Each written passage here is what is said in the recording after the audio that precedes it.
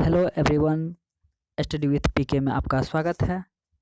आज हम अध्ययन करने जा रहे हैं सरकार के अंग, भारतीय संविधान सभा तथा भारतीय संविधान के निर्माण की प्रक्रिया। तो दोस्तों, सबसे पहले हम देखते हैं कि सरकार के कितने अंग हैं। तो सरकार के 3 अंग हैं। पहला है कार्यवाहिका यानी एग्जीक्यूटिव, दूसरा है विधायिका यानी लेजिस्लेटिव, तीसरा है न्यायपालिका यानी जुडिशरी। कार्यवाहिका यानी कार्यपालिका। कार्यपालिका सरकार का वह अंग है जो कानून का पालन सुनिश्चित करती है।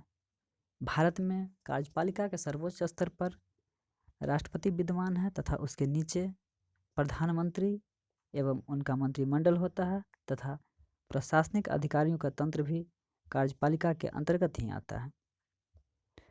बता दें कि राष्ट्रपति तीनों सेनाओं का प्रमुख होता है, थल सेना, वायुसेना तथा नौसेना का।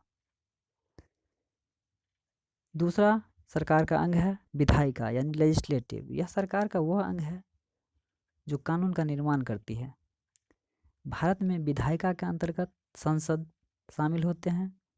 राज्यों के स्तर पर देखें तो विधानमंडल तथा राज्यपाल विधायिका का अंग होता है।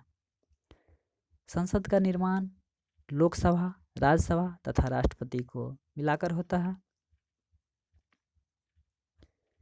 सरकार का तीसरा अंग है न्यायपालिका यानी जुडिशरी।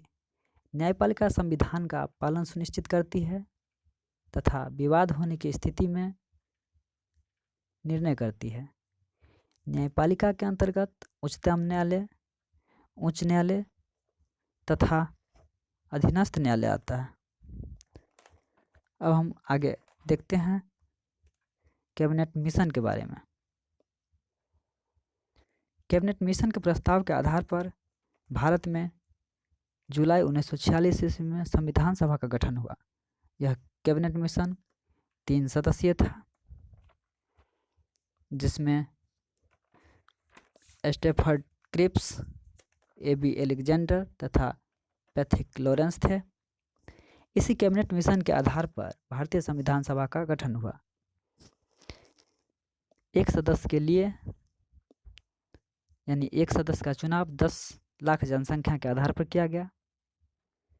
संविधान सभा का पहला बैठक जो कि दिल्ली में बुलाया गया हुआ था 9 दिसंबर 1946 को, जिसमें बुजुर्ग अध्यक्ष डॉक्टर सच्चिदानंद सिन्हा को अस्थायी अध्यक्ष के रूप में चुना गया था, जो बिहार से थे।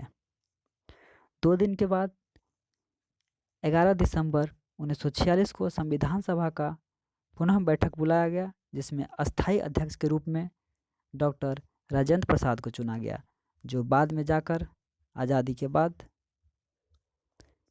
भारत के प्रथम राष्ट्रपति हुए। ये बिहार से थे।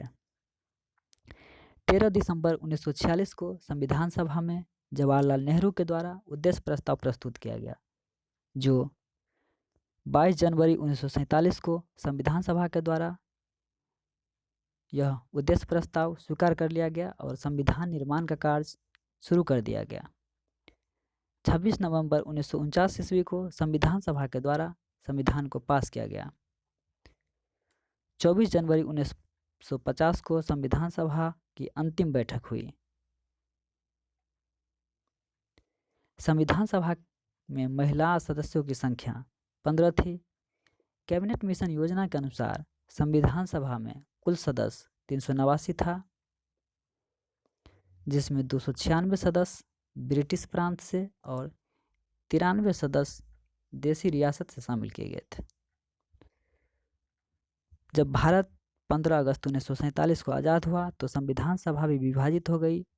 विभाजित संविधान सभा में कुल सदस्यों की संख्या 299 थी, जिसमें 229 ब्रिटिश प्रांत से और 70 सदस्य यानी 70 सदस्य देसी रियासत से शामिल किए गए थे। 26 जनवरी 1950 को संविधान लागू किया गया। इस प्रकार संविधान के निर्माण में कुल 2 वर्ष 11 महीना और 18 दिन का समय लगा। 15 अगस्त 1947 को भारत आज़ाद हुआ और 26 जनवरी 1950 को भारत गणतंत्र हुआ। तो इस प्रकार संविधान का निर्माण हुआ और फाइनली जाके 26 जनवरी 1950 को भारत का संविधान लागू हुआ और भारत गणतंत्र बन गया। संविधान निर्माण से संबंधित जो समिति थी उसके बारे में देख लेंगे और उसके अध्यक्ष के बारे में जब भी जान लेंगे। प्रारूप समिति यह 7 सदस्यीय समिति थी जिसके अध्यक्ष थे डॉक्टर भीमराव अंबेडकर। इसके बाद है संघ संविधान समिति और संघ शक्ति समिति, ये दोनों अलग अलग समिति थी, इसको दोनों को हम मर्ज करके लिख दिए हैं। संघ संविधान समिति और संघ शक्ति समिति, जवाहरलाल नेहरू। प्रांतीय संविधान समिति और मौलिक अधिकार एवं अल्पसंख्यक संबंधी परामर्श समिति, इसके अध्यक्ष थे सरदार वल्लभ भाई पटेल। संचालन समिति और राष्ट्र ध्वज संबंधी तदर्थ समिति, इसके अध्यक्ष थे डॉक्टर राजेंद्र प्रसाद। मौलिक अधिकार उप समिति के अध्यक्ष जे.बी. कृपलानी। अल्पसंख्यक उप समिति के अध्यक्ष एस.सी. मुखर्जी थे। यदि आपसे पूछते कि झंडा समिति के अध्यक्ष, तो जे.बी. कृपलानी आंसर होगा उसका। तो दोस्तों जो अभी हम पढ़े हैं उसी से संबंधित कुछ क्वेश्चन है टेस्ट के रूप में, इस क्वेश्चन को भी देख लेंगे। इसमें पहला क्वेश्चन है, कैबिनेट मिशन योजना के विषय में कौन सा सही नहीं है? सही नहीं है, नहीं पे ध्यान रखेंगे। पहला ऑप्शन है प्रांतीय समूहीकरण, ऑप्शन बी है भारतीय सदस्यों वाला अंतरिम मंत्रिमंडल, ऑप्शन सी है पाकिस्तान की स्वीकृति, ऑप्शन डी है संविधान निर्माण का अधिकार। तो इसका आंसर होगा पाकिस्तान की स्वीकृति। यह कैबिनेट मिशन योजना के विषय में शामिल नहीं था, तो इसका आंसर हो जाएगा सी, पाकिस्तान की स्वीकृति।